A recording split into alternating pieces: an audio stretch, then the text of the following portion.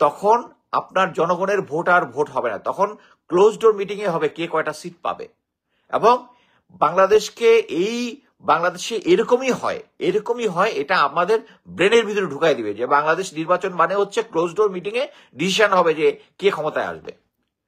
General Waker যদি সরানো না হয় এটা চলতে থাকবে। আমি বলেছিলাম যে অলরেডি শেখ হাসিনা এবং ইম্পর্টেন্ট নেতৃত্ব কলকাতায় আছে, এবং পরবর্তী দেখলাম পিটাকি দাও একই স্ট্যাটাস দিয়েছে। এখন নতুন একটা পেলাম যে যখন ঈদের সময় চলতে থাকবে তখন নাকি টুপ করে আপনারা ঢুকে বলবে, বাট আমার কাছে এই জিনিসটা। এবং তুলসী গ্যাবার্ড দিল্লি ত্যাগ করার পর যখন শেখ হাসিনাকে আবার কলকাতা আনা হলো বা আনা হয়েছে, এরকম ঘটনার কথা যখন আমরা শুনতে পাচ্ছি, এবং এই ঘটনা যদি বিন্দুমাত্র সত্য হয়ে থাকে তাহলে আমাদের খবর আছে। হঠাৎ করে দিল্লি থেকে শেখ হাসিনা কলকাতায় এসেছেন। কলকাতায় কেন এসেছেন, কার নির্দেশে এসেছেন? অনেকে মনে করতেছেন সেনা প্রধান তাকে ফিরিয়ে নিয়ে আসবেন, এজন্যই তাকে আসলে কলকাতায় নিয়ে আসা হয়েছে। সীমান্ত দিয়ে হয়তোবা শেখ হাসিনাকে ঢুকিয়ে দেওয়া হবে। তো এই বিষয় নিয়ে আমরা দুইটা আলোচনা শুনবো, সাবেক সেনা সদস্য এবং গোলাম মাওলা রনি। তার আলোচনা আসলে বুঝতে পারবো শেখ হাসিনা কোন মিশন নিয়ে কলকাতায় এসেছেন, আর নাকি তাকে কেউ নিয়ে এসেছে। বর্তমান পরিস্থিতি নিয়ে আমি ভাবলাম যে একটু বিস্তারিত আলোচনা করি। প্রথম হচ্ছে, আপনারা অলরেডি দেখেছেন হাসনাত এবং আসিফ মোহাম্মদ সজীব ভুইয়া বোধহয় নাম, তাদের দুইটা স্ট্যাটাস। প্রথম হচ্ছে হাসনাত বলেছে যে তাকে ক্যান্টনমেন্টে ডাকা হয়েছিল, এবং পরবর্তীতে সেনাপ্রধান নাম মেনশন করেন নাই, বাট বলেছে 40 বছরের, মানে যে অপোজিটে যে সিনিয়র অফিসার ছিল সে বলেছিল 40 বছর, তার অভিজ্ঞতা অনেক বেশি, 40 বছরের এই লাইনে আছেন। সো সেনাবাহিনীতে 40 বছর ধরে আছেন একমাত্র জেনারেল ওয়াকারিও, তো এটা অবভিয়াসলি বোঝা যায়। এবং একই সাথে আমি এর আগে অনেকবার বলেছি যে 5ই আগস্টে যখন জেনারেল ওয়াকার এবং মেজর জেনারেল হামিদ, তারা দুজনই চেষ্টা করেছিল আসিফ নজরুল ওনাকে প্রধান উপদেষ্টা বানানোর জন্য, ছাত্রদের জন্য এটা ওনারা পারেনি, এবং এটাই সম্ভবত আল্লাহ বাংলাদেশকে সেভ করেছে ওই সময়টায়। সো এখন আমি এই গত 6-7 মাস ধরে বলে আসছি, আমাকে মোটামুটি একটা যে আমি পাগল হয়ে গেছি বা এরকম একটা সিচুয়েশন, আমার নামে অনেক প্রোপাগান্ডা আছে, কিন্তু ফাইনালি কিন্তু এটা এখন মানুষের কাছে ক্লিয়ার। বাট আমি খুব অবাক হচ্ছি, কালকে আমি একটা টক শোতে গিয়েছিলাম বিএনপির মেজর আখতারুজ্জামান স্যারের কাছে। আমি জাস্ট অবাক হয়ে গেছি যে এত এভিডেন্স থাকার পরেও মানুষ কিভাবে মানে একই ভুল ব্যাখ্যা কন্টিনিউয়াস দিতে পারে। আমি এবং রিটায়ার্ড কিছু অফিসার এবং সার্ভিং কিছু অফিসারের ইয়াতে দেখলাম যে তারা অ্যাকচুয়ালি ম্যাক্সিমাম না সার্ভিং অফিসার না, শুধু রিটায়ার্ড অফিসার যারা আর্মির বিভিন্ন অর্গানাইজেশনে চাকরি করে, তারা চোখ বন্ধ করে জেনারেল ওয়াকারে সাপোর্ট করতেছে। এই সাবজেক্ট নিয়েই দেখলাম রাজনৈতিক দলগুলা এক একজন এক এক ধরনের ব্যাখ্যা দিচ্ছে। কয়েকজন ফেসবুক বা ইউটিউবার অ্যাক্টিভিস্ট যাদের রোল হাসিনা পতন আন্দোলনে খুব নোটেবল ছিল, তারা দেখি এখন বলতেছে যে হাসনাত সার্জিস এরা নতুন দল গঠন করেছে, নতুন দল গঠন করার জন্য তার এখন অনেক সময় দরকার, এই সময় পাওয়ার জন্য সে এই ঘটনাটা বলেছে। অনেকে এটা বিশ্বাসও করতে পারছে না। এটা একটা অ্যাবসার্ড জিনিস। মোট কথা হচ্ছে, আমি মনে করি না হাসনাত বা আসিফ তাদের ওই স্ট্রেংথটা বা ওই জিনিসটা ওই লেভেলের সে একটা মিথ্যা কথা এরকম ন্যাশনাল পর্যায়ের থেকে বলতে পারবে। এবং আমরা কিন্তু এখন পর্যন্ত আইএসপিআর থেকে কোনো নোটিশ পাইনি, যে আইএসপিআর কোনো দেয়নি যে এটাকে ডিনাই করে বা এটার পক্ষে কোনো কিছু নিয়ে। সো আমাদের যেটা এই জিনিসটা আসলে আমি যখন প্রথমেই শুনলাম, তাহলে আমার কাছে মনে হলো যে জেনারেল ওয়াকার, আমরা অনেক জায়গায় বলেছি যে জেনারেল ওয়াকার একজন মিডিওকার অফিসার ছিলেন। এই কাজটা কিন্তু তাকে মিডিওকার থেকে একদম বিলো অ্যাভারেজে নিয়ে গেছে। ওনার কিন্তু বোঝা উচিত ছিল যে ছাত্ররা কখনোই এই আওয়ামী লীগকে পুনর্বাসনটা মেনে নেবে না। উনি কিভাবে উনি কোন সাহসে, আমি বলবো কিভাবে উনি যেতে পারলো ছাত্রদের কাছে, যে থিঙ্কিং যে এটা এক্সপোজ হবে না। It's something very unusual. আমার কথা হচ্ছে, এখন উনি জেনারেল ওয়াকার যে পরিস্থিতির, এবং এই পরিস্থিতির জন্য জেনারেল ওয়াকার এককভাবে দায়ী। হ্যাঁ, উনি দীর্ঘদিন ধরে ভারতের প্রেসক্রিপশনে চলতেছে, এটা ক্লিয়ার, এবং এটা সবার সামনে এক্সপোজ হয়ে গেছে, এবং আমার ধারণা এটা উনি আন্ডার প্রেসার করেছেন। সেম জিনিস আপনারা যদি মনে থাকে, রাওয়াতে যে উনি যে একটা ভাষণ দিয়েছিলেন, উনি একটু উত্তেজিত অবস্থায় ছিলেন, এবং ওটাও কিছু মনে হয়েছে কেউ তাকে প্রেসার দিয়ে করিয়েছে। এই জিনিসটা মানে আমি জেনারেল ওয়াকারের পার্সপেক্টিভ যদি চিন্তা করি, যে আমি যদি জেনারেল ওয়াকারের পজিশনে থাকতাম, আমি একজন আওয়ামী লীগের মনোনীত সেনাপ্রধান এবং তাকে সার্ভ করতেছি, এই কাজটা কিন্তু আমি নিজে করতাম না। এই অফারটা দেওয়ার জন্য তার উচিত ছিল যে কোনো একটা থার্ড পার্টিকে দেওয়া, যে কোনো ক্রেডিবল পার্টি দেওয়া। এটা হইতে পারতো অন্য কোনো দেশের অ্যাম্বাসেডার, অন্য কোনো রিটায়ার্ড জেনারেল, অন্য যে কেউ। কিন্তু উনি এটা নিজে করে কিন্তু ভজগট পাড়ে কে ফেলছে, এবং হি ইজ জাস্ট কট। এবং আমরা এই জিনিসটা দেখতেছি এখন, আমরা সেই প্রত্যেকটা দল এবং প্রত্যেকটা ইন্ডিভিজুয়াল আমরা এটা নিয়ে পলিটিক্যাল রেটরিকে চলে গেছি।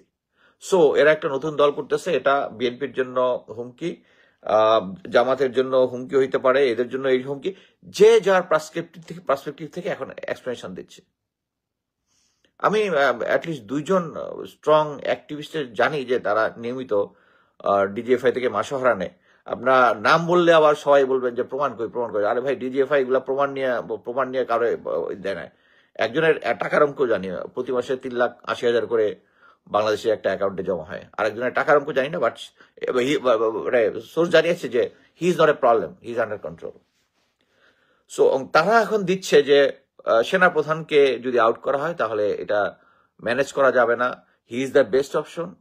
এটা একটা ভুল তথ্য। আমরা যদি এটাকে এমনভাবে, এটা যদি রাজনৈতিক প্রেক্ষাপটে না দেখে আমি দেশপ্রেমের পার্সপেক্টিভে জিনিসটা দেখেন, আমি গ্যারান্টি দিয়ে বলতেছি, যদি নেক্সট ইলেকশন জেনারেল ওয়াকারের আন্ডারে হয়, এই ইলেকশনটা একদম ম্যাচড আপ ইলেকশন হয়ে যাবে।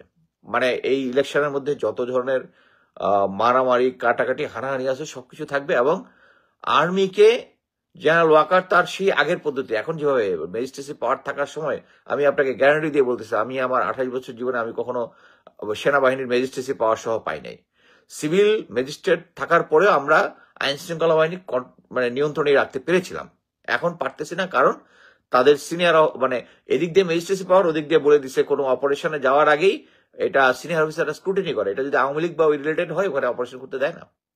আপনারা যে ইসকনের রোল দেখতেছেন, আনসারের রোল দেখতেছেন, আনসার রিভলিউশন করতেছিল, এখানে যত কিছু আছে সবকিছুর পিছনে গোয়েন্দা সংস্থাগুলোর হাত আছে, এখন এটা ক্লিয়ার।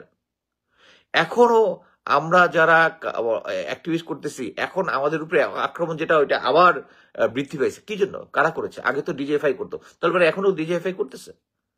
ডিজিএফআই, এনএসআই, সেনাপ্রধান, চিফ অ্যাডভাইজার কি কোনো ইন্টেলিজেন্স ব্রিফ দিচ্ছে না? ক্লিয়ার।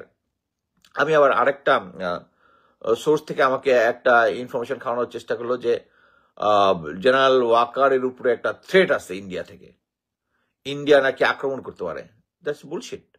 এই আধুনিক যুগে আন্ডার ইউএন এবং ইন্টারন্যাশনাল যে আমাদের, আমি যদ্দূর জানি আমেরিকা আমাদের সাপোর্টে আছে এই মুহূর্তে সে ইচ্ছা করলে বাংলাদেশকে অ্যাটাক করবে, এবং এইটার থ্রেটেই নাকি উনি এবং ওই রাওয়াতে ভাষণটা দিয়েছেন। That's bullshit. আপনাকে এখন একটা জিনিস বুঝতে হবে যে জেনারেল ওয়াকার এতদিন এখানে আছেন সেনাপ্রধান হিসেবে, উনি যারা আমাদের ভাই ব্রাদার গুম খুন করেছে, একটা জিনিস আমি খুব দুঃখের সাথে অনেকবার বলেছি, সেটা হচ্ছে এয়ারফোর্সের অফিসারকে কখনো গুম বা ইয়া করে নাই, নেভিও করে নাই, পুলিশ কখনো করে নাই। It's only the army. আমাদের এই যে ভ্রাতৃত্ববোধ যেটা সেনাবাহিনীতে ছিল, এটাকে ক্রাশ করে দেওয়া হয়েছে। ইন্ডিয়া আমাদের জেনারেলদেরকে পকেটে ভরে নিয়েছে। আমি এর আগে বলেছি, জেনারেল শফিউদ্দিন যখন আমার কমান্ডার ছিল, সে আমাকে বুঝাচ্ছে যে ইন্ডিয়া আমাদের চতুর্দিকে আছে, আমাদের ইন্ডিয়ার ইয়াতে কম্প্রোমাইজ করে চলতে হবে। নো স্যার, কম্প্রোমাইজ করতে চলতে হবে না। আমি জাস্ট ওটাকে বলছি মেক্সিকো, সরি কিউবা, আমেরিকার নাকের ডগার মধ্যে আছে, আমেরিকাকে হ্যাডাম দেখায় আসছে। এর কথা হচ্ছে আন্তর্জাতিকভাবে যে কোনো দেশেরই দুইটা দেশের সম্মান ইকুয়াল, এখানে কেউ কারো থেকে বড়, কেউ কারো থেকে ছোট না। সো এরকম একটা সিচুয়েশনে হবে রেসপেক্টেবল সম্পর্ক, যা পরবর্তীতে আমাকে উনি থামাই দিয়েছিলেন, তারপরে একটা জরুরি কাজে আমাকে পাঠিয়ে দিয়েছেন। সো আমি আর এটা নিয়ে বেশি কথা বলতে পারি নাই। বাট কথা হচ্ছে এইটাই হচ্ছে সত্য, যে আমরা ইচ্ছা করলেই আমাদের পররাষ্ট্রনীতিটা শুরু থেকেই হচ্ছে friends to everyone, malice two নান। এটা এই যুগে একটা মানে আমি বলবো একটা অথর্ব পররাষ্ট্রনীতি। আমরা আমাদেরকে কেউ অ্যাগ্রেসিভ করে কিছু করলে আমাদের রিটালিয়েট করতে হবে। এই যে এখন আমি আজকে সকালেই দেখলাম আনন্দবাজার পত্রিকার নিউজ, তারা বলতেছে যে অলরেডি আর্মিকে, সেনাপ্রধান জেনারেল ওয়াকার আর্মিকে ঢাকায় কনসেন্ট্রেট করছে ক্ষমতা নিয়ে নেওয়ার জন্য। এবং আরো একটা আমাকে দুইটা ইনফরমেশন পাঠালে, দুইটাই দেখলাম। হ্যাঁ, it's not going to happen. আমি এটা বলতে পারি, it's not going to happen. General Waker এই পরিস্থিতি, উনি যদি পরিস্থিতি অ্যাসেসমেন্ট না করতে পারে, he will doom again. Already he is doomed, so এই মুহূর্তে সেনাপ্রধানকে যদি সরানো হয়, এবং আমাকে বেশ কয়েকজন তার ক্লোজ অ্যাসোসিয়েট আমাকে বোঝানোর চেষ্টা করছে যে সে একটা খাঁটি দেশপ্রেমিক, ঠিক আছে, খাঁটি দেশপ্রেমিক। উনি এটা কেন করতেছেন, এটা তারাও কনফিউজ। সামনাসামনি তো দেখার সুযোগ নেই। আপনি বলেন আমাকে, যদি কোনো ইয়া থাকে, আমাকে তো ফাউল কথা বলে আমাকে তো কনফিউজ করতে পারবেন না। আমাকে কনফিউজ করতে আপনাকে সলিড কিছু জিনিস দিতে হবে। সো এখানে জিনিসটা হচ্ছে উনি যদি দেশপ্রেমিক হয়, আমি যদি এই মুহূর্তে জেনারেল ওয়াকারের পজিশনে থাকতাম, আমি যদি এরকম একটা ম্যাচ করতাম, আমি জাস্ট আমার জায়গা থেকে সরে যেতাম, আমি জাস্ট রিটায়ার করে ফেলতাম, ভলেন্টিয়ার রিটায়ার করে ফেলতাম। আমি যদি দেশপ্রেমিক হই, আমি যদি বাল এবং ভারতের যদি পেট না হই, আমি এখন রিটায়ার করে ফেলতাম। কারণ আমি বাংলাদেশকে ভালোবাসি, এবং এই সিচুয়েশনটার জন্য বাংলাদেশে একটা বড় সামনে একটা আনরেস্ট হওয়ার সুযোগ আছে। তবে আমি এখন যেটা বুঝতে পারছি, উনি যেহেতু ভারত এবং ইয়ার কথা এমন ভাবে চলতেছেন, এবং কিছু কিছু জায়গায় হয়তো উনি কি বলে ব্ল্যাকমেইলও হতে পারেন। বাট কথা হচ্ছে, আমি অনেকবার বলছি, আপনি যদি ব্ল্যাকমেইল হয়েও যদি একটা প্রেস কনফারেন্স করেন যে এই হয়েছে, আমি ব্ল্যাকমেইল হয়েছে, এখন থেকে আর মানি না, আমি বাংলাদেশকে করব, আপনি বলেন, পুরা বাংলাদেশ ইয়ার পিছনে থাকবে, বাংলাদেশ আপনার পিছনে থাকবে। কিন্তু আপনি ওই সুযোগ নেন নাই, এবং আপনার কোনো সুযোগ নাই। বাট আমি এটুকু বলতে পারি যে জেনারেল ওয়াকারকে যদি না সরানো হয়, বাংলাদেশ যেখানে আছে ওখানেই থাকবে। উনার আন্ডারে যদি ইলেকশন হয়, সেই ইলেকশনটা একটা ভজঘট টাইপ ইলেকশন হবে, এবং শেখ হাসিনা দূর থেকে তখন বলবে যে মানে আন্তর্জাতিক মহলকে বলতে পারবে যে বাংলাদেশ অ্যাকচুয়ালি নির্বাচনে এরকমই হয়। আমরা এবং সেনাপ্রধান যে জিনিসটা হাসনাত, সাজিদ এদেরকে খাওয়ানোর চেষ্টা করছে, সেটা হচ্ছে কম্প্রোমাইজ কি 111-এর পরে যেরকম কম্প্রোমাইজটা হয়েছিল। কম্প্রোমাইজ কি, যে তোমাদেরকে এত সিট দেওয়া হবে, তার মানে হচ্ছে আপনার জনগণ কিন্তু ভোট দিতে পারবেন না। তারা আগের থেকে ক্লোজ ডোর হ্যাঁ, একটা কমেন্ট এসে চিজ সফরের উপর আওয়ালকার অবস্থান, আমি এটা নিয়ে বলবো এরপরে। একটা জিনিস গ্যারান্টি থাকতে পারেন যে তখন আপনার জনগণের ভোট আর ভোট হবে না, তখন ক্লোজ ডোর মিটিং এ হবে কে কয়টা সিট পাবে। এবং বাংলাদেশে এরকমই হয়, এটা আমাদের ব্রেনের ভিতরে ঢুকাই দিবে যে বাংলাদেশ নির্বাচন মানে হচ্ছে close door meeting a decision হবে যে কে ক্ষমতায় আসবে। জেনারেল ওয়াকার যদি সরানো না হয়, এটা চলতে থাকবে, এবং আপনারা ভোটের অধিকার আর ফিরে পাবেন না, গ্যারান্টেড। এখন আরেকটা জিনিস হচ্ছে, যেটা বলতেছিলাম যে 27 তারিখে প্রফেসর ইউনূসের চায়নাতে যাওয়ার কথা। এই ভিজিটটা ভেরি ইম্পর্টেন্ট। আমরা যেহেতু ওই যে জিনিসটা আছে না, আমরা সবসময় পররাষ্ট্রনীতিতে সফট ভাবে যাই, বাট প্রফেসর ইউনূস হার্ড ভাবে যায়, এবং এই কারণেই এই ভিজিটটা ইয়াদের জন্য, ভারতের জন্য একটা থ্রেট, এবং তারা চেষ্টা করবে এই ভিজিটটা বন্ধ করার জন্য। আমরা এখানে এখন একটা জিনিস হচ্ছে, এখন এই দেশের সিচুয়েশন আমাদেরকে ভুলে যেতে হবে কে আওয়ামী লীগ, কে বিএনপি, কে জামাত, কে এনসিপি, বা কে হালের জনতার দল। বাংলাদেশে একটা নতুন দল করেছে সেনাবাহিনীর অফিসার এবং অন্যান্য প্রফেশনালদের নিয়ে।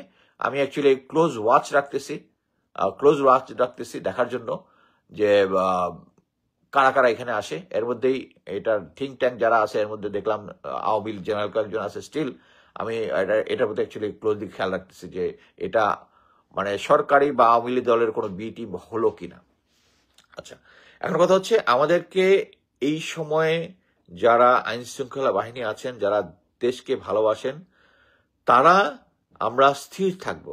আচ্ছা, এটা একজন একটা কমেন্ট দিয়েছে, তোদের বাবার খেলাফত প্রতিষ্ঠা করতে এনএসপি জোশিয়ে দিয়ে এখন ভোটারকে, মানে এনিওয়ে ওই ডিজেফাই খুব ভেরি অ্যাক্টিভ আমার ইয়াতে এখন আর কি। সো আমি যেটা বলতে চাচ্ছি যে আপনারা এখন এই সিচুয়েশনে যারা হিজবুত তাহরি করেন, হিজবুত তাহরি বাংলাদেশের নিষিদ্ধ সংগঠন, কিন্তু আমি মনে করি না যে তাকে নিষিদ্ধ করতে হবে, কিন্তু আপনারা ভারতের প্রেসক্রিপশনে মাঠে নেবেন না।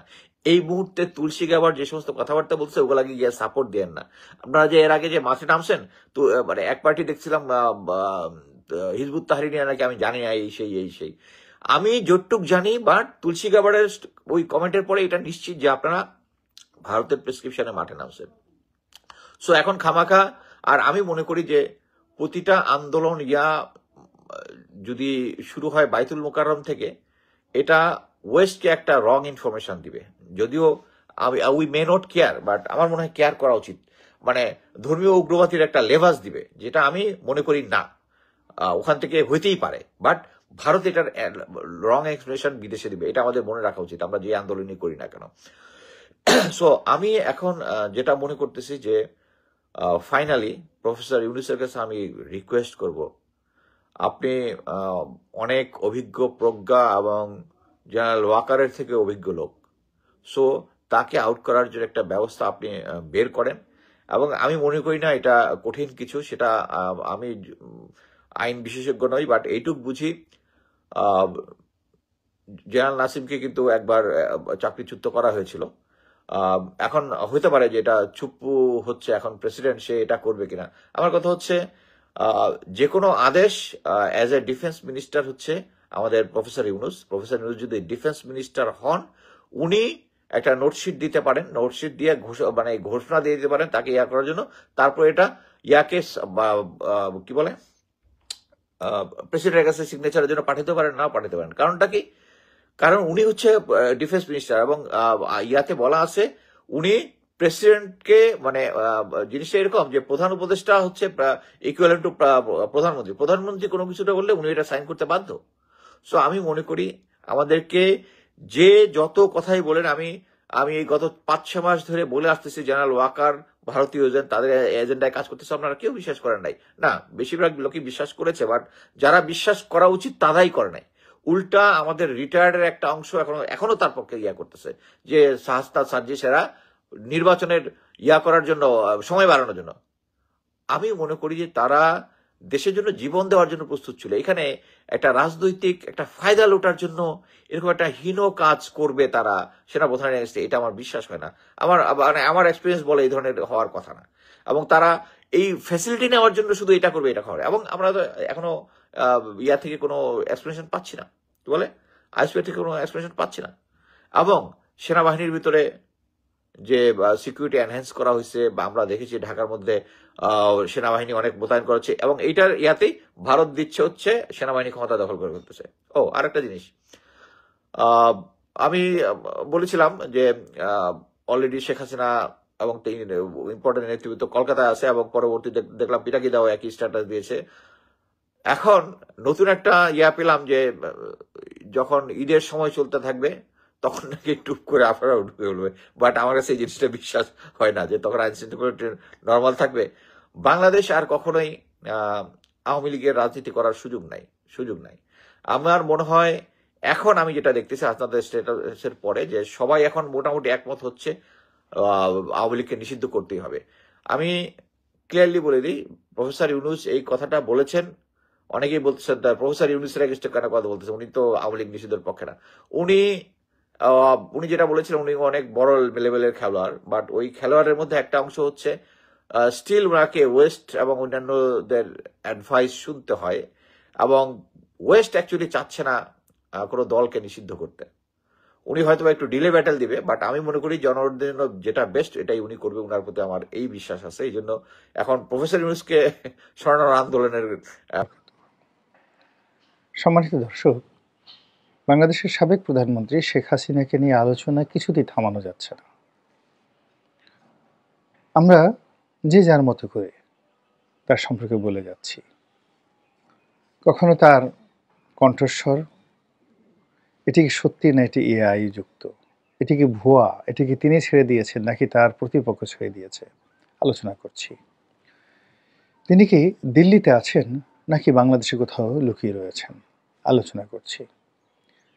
তিনি কি ফিরে আসবেন নাকি আসবেন না, তিনি কি আবার রাষ্ট্র ক্ষমতা ফিরে পাবেন নাকি তাকে বাকি জীবন জেলখানার কারা প্রকোষ্ঠে কাটাতে হবে, তাও আমরা আলোচনা করছি। তিনি দিল্লিতে রাজকীয় মেহমান হিসেবে আছেন নাকি বন্দী অবস্থায় আছেন, তার সঙ্গে প্রধানমন্ত্রী নরেন্দ্র মোদী দেখা করছেন, ঘন ঘন সেই রাষ্ট্রের গুরুত্বপূর্ণ ব্যক্তি থেকে শুরু করে সবাই তার সঙ্গে দেখা করছেন, নেতাকর্মীদের সঙ্গে তিনি কথাবার্তা বলছেন। এটা নিয়ে যেভাবে আলোচনা করছি, একই সঙ্গে তিনি তার ভাই বোন আত্মীয় স্বজন কারোর সঙ্গে দেখা সাক্ষাৎ করতে পারছেন না, তাকে গোপন স্থানে লুকিয়ে রাখা হয়েছে, এগুলো আমরা বলছি। তিনি আগরতলাতে আসছেন বাংলাদেশে ঢোকার জন্য, আমরা এর আগে একবার আলোচনা করেছিলাম। আবার অতি সম্প্রতি ভারতীয় পত্রপত্রিকা, বাংলাদেশে কিছু যাকে বলা হয় ইউটিউবার, সামাজিক মাধ্যম, তারা বলার চেষ্টা করছেন একেবারে সন্তারিখ সহ যে দিল্লির অমুক অমুক জায়গাতে স্টেশনে শেখ হাসিনা ছিলেন এবং তাকে কলকাতাতে আনা হয়েছে। এবং এই ঘটনা যদি সত্য হয় তাহলে এটি আমাদের জন্য, আমাদের রাজনীতিবিদদের জন্য, বিশেষ করে যারা আওয়ামী বিরোধী শক্তি, তাদের জন্য একটি অশনির সংকেত। তো সেই অশনির সংকেতটা কি সেটা নিয়ে আলোচনা করব। তার আগে বলে নেই যে শেখ হাসিনাকে নিয়ে এত আলোচনা কেন। আলোচনার কারণ হলো যে তিনি এখনো গুরুত্বহীন হয়ে পড়েননি, এবং কোনো অবস্থাতেই তার মৃত্যু না হওয়া পর্যন্ত কিংবা তার একটি দফা রফা না হওয়া পর্যন্ত তার বিরোধী যারা শক্তি রয়েছে তারা এইরকম আলোচনা করতেই থাকবে। তো শেখ হাসিনা বিরোধীরা যতই আলোচনা করুন না কেন, সঙ্গে সঙ্গে তার সঙ্গে পাল্লা দিয়ে শেখ হাসিনার যারা পক্ষের যারা লোকজন রয়েছেন তারাও কিন্তু মারাত্মকভাবে আলোচনা করবে, এবং এই আলোচনার কেন্দ্রে অটোমেটিক শেখ হাসিনা থাকতে থাকতে একটা সময় হুট করে তিনি যদি ক্ষমতার পাদপীঠে চলে আসেন, এতে আশ্চর্য হওয়ার তেমন কিছুই নেই। এখানে একটা বিষয় বলে রাখা ভালো যে দিল্লির সঙ্গে শেখ হাসিনার যে সম্পর্ক, এটি কখনো দাকুমরা সম্পর্ক গিয়েছে গত 15 বছরে, কখনো হরিহরাত্মার সম্পর্ক গিয়েছে, কখনো বন্ধুত্বের চরম পর্যায়ে পৌঁছে গিয়েছে। আমি অনেক আগের থেকেই বলে আসছিলাম যে শেখ হাসিনাকে একটা শিক্ষা দেওয়ার জন্য দিল্লি চেষ্টা করছে, এবং শেখ হাসিনাকে বিভিন্ন আকার ইঙ্গিতে তারা বোঝানোর চেষ্টা করেছে, কিন্তু শেখ হাসিনা কখনোই বুঝেননি। তার মধ্যে একটা অহমিকা বোধ ছিল যে তিনি জাতির জনকের কন্যা, এবং তার পিতা যেভাবে মনে করতেন যে বাংলাদেশের জনগণ তাকে ভালোবাসে, শেখ হাসিনার মনের মধ্যে এখনও ধারণা যে তিনি এয়ারপোর্টে এলে লক্ষ লক্ষ কোটি কোটি মানুষ তাকে অভ্যর্থনা জানাবে, এবং তিনি এদেশের মানুষের জন্য যে কাজ করেছেন এদেশের মানুষ জীবন দিয়ে হলেও তাকে রক্ষা করবে। তিনি এও মনে করেন যে সেনাবাহিনীর বা রাজনৈতিক অঙ্গনে কিছু কুলাঙ্গার রয়েছে, তারা তার সঙ্গে বেইমানি করেছে, এবং তিনি বিশ্বাস করেন যে তিনি ধর্ম করেন, কর্ম করেন, তাহাজ্জুদ নামাজ পড়েন, আল্লাহর রহমত তার প্রতি রয়েছে, এবং আল্লাহর যদি রহমত না থাকতো তিনি মারা যেতেন। যে পরিস্থিতি তৈরি হয়েছিল 2024 সালের আগস্ট মাসে, তাতে তিনি মারা যেতে পারতেন। যেহেতু তিনি মারা যাননি এবং এখন পর্যন্ত জীবিত রয়েছেন, সেহেতু প্রতিশোধ নেওয়ার জন্য, কিছু কর্ম করার জন্য, এবং তার আরাধ্য তিনি যে কাজগুলো করার জন্য সংকল্প করেছেন সেই কাজগুলো করার জন্যই তিনি মূলত বেঁচে আছেন। এবং তার যে কয়েকটি অডিও ফুটেজ আমরা দেখেছি, যেগুলো ভাইরাল হয়েছে, সব অডিওতে তিনি তার এই বেঁচে থাকাকে আল্লাহর একটা নিয়ামত হিসেবে তিনি বর্ণনা করেছেন। তো কাজেই তার এই যে দৃঢ়তা, তার যে শক্তিমত্তা, তার যে আত্মবিশ্বাস, এটি শেখ হাসিনা বিরোধীদের জন্য একটি ব্যাড সিগন্যাল। দ্বিতীয়ত, তিনি যেখানে রয়েছেন এটিও তার বিরোধী শক্তির জন্য একটি ব্যাড সিগন্যাল। তিনি যদি আজারবাইজানে থাকতেন, তিনি যদি দুবাইতে থাকতেন, তিনি যদি ইভেন মালয়েশিয়াতে থাকতেন, এটি আমাদের জন্য ভয়ের কারণ ছিল না। কিন্তু প্রতিবেশী রাষ্ট্র ভারতে তিনি আছেন, এটি যে কোনো কারণে আমাদের জন্য একটি মারাত্মক হুমকি। দ্বিতীয়ত, ভারত যে তাকে রেখেছে, ভারত তাকে রেখেছে রাজকীয় মেহমান হিসেবে, এবং ভারত তাকে ক্ষমতায় বসাবে, তাকে পুনর্প্রতিষ্ঠিত করবে এবং আওয়ামী লীগকে ক্ষমতায় আনবে, এবং বাংলাদেশে তাদের স্বার্থ সংশ্লিষ্ট যে কোনো বিষয় তদারক করার জন্য তারা এখনো পর্যন্ত আওয়ামী লীগকে তাদের অকৃত্রিম বন্ধু হিসেবে মনে করেন। এই যে ভারতের যে অ্যাটিটিউড, এই অ্যাটিটিউড আমাদের জন্য একটি অশনীয় সংকেত। সর্বোপরি এখনো পর্যন্ত ভারত বন্ধু খুঁজে পায়নি। বিএনপির সঙ্গে, জামাতের সঙ্গে, ডক্টর ইউনূসের সঙ্গে এখনো পর্যন্ত তাদের কোনো বন্ধুত্ব তৈরি হয়নি। তো সেই দিক থেকে শেখ হাসিনাকে নিয়ে তাদের যে প্ল্যান, তাদের যে পরিকল্পনা, সেই পরিকল্পনা নিয়ে যদি আমরা ভয় না পাই, তাহলে আমরা বোকার স্বর্গে বসবাস করছি। এবং সর্বোপরি, কাকতালীয় কিনা জানি না, আমেরিকার যিনি গোয়েন্দা প্রধান মিস্টার তুলসী গ্যাবার্ড, তিনি মিসেস তুলসী গ্যাবার্ড, তিনি দিল্লি সফর করার পর দিল্লির কথাবার্তা পরিবর্তন হয়ে গিয়েছে। আওয়ামী লীগের মধ্যে এক ধরনের আত্মবিশ্বাস পয়দা হয়েছে, এবং আওয়ামী লীগের যারা লোকজন, তারা তুলসী গ্যাবার্ডের সঙ্গে শেখ হাসিনার বৈঠক হয়েছে এরকম একটা ছবি তৈরি করে তারা ইন্টারনেটে ছেড়ে দিয়েছে। আবার সেই ছবিটি সঠিক না বেঠিক, সেই ছবিটি ভুয়া নাকি জেনুইন, তা প্রমাণের জন্য আবার ফ্যাক্ট চেকিং যে সফটওয়্যার রয়েছে, সেটির মাধ্যমে দেশের বড় বড় টেলিভিশনগুলো প্রমাণ করার চেষ্টা করছে যে না, এটা একটা মিথ্যা ছবি, ভুয়া ছবি। তো অ্যাজ এ হোল যা কিছুই করছি না কেন, সব কিছুতেই শেখ হাসিনা আলোচনার কেন্দ্রে চলে এসেছেন। এবং তুলসী গ্যাবার্ড দিল্লি ত্যাগ করার পর যখন শেখ হাসিনাকে আবার কলকাতা আনা হলো বা আনা হয়েছে, এরকম ঘটনার কথা যখন আমরা শুনতে পাচ্ছি, এবং এই ঘটনা যদি বিন্দুমাত্র সত্য হয়ে থাকে, তাহলে আমাদের খবর আছে। এর কারণ হলো আমরা জানি আওয়ামী লীগের বেশিরভাগ মানুষ এখন যারা পলাতক কলকাতাতে আছেন, দলের শীর্ষ নেতৃবৃন্দ।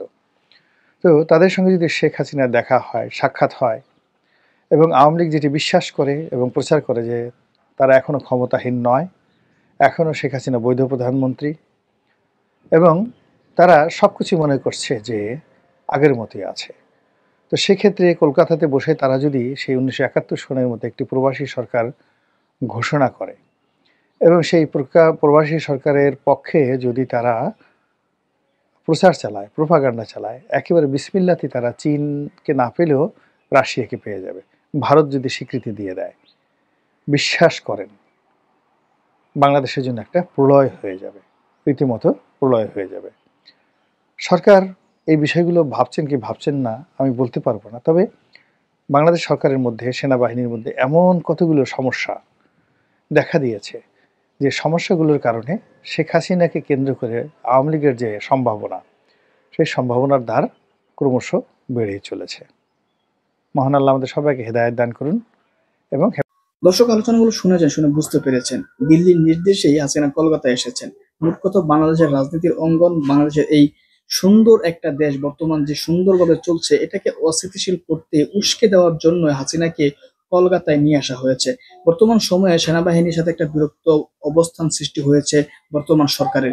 সবকিছু মিলিয়ে এই সবকিছুই দেশকে অস্থিতিশীল করার চেষ্টাই করা হচ্ছে। তো পাশাপাশি আলোচনা শুনে বুঝতে পেরেছেন যে আসলে কেন হাসিনাকে দিল্লি থেকে কলকাতায় নিয়ে আসা হয়েছে।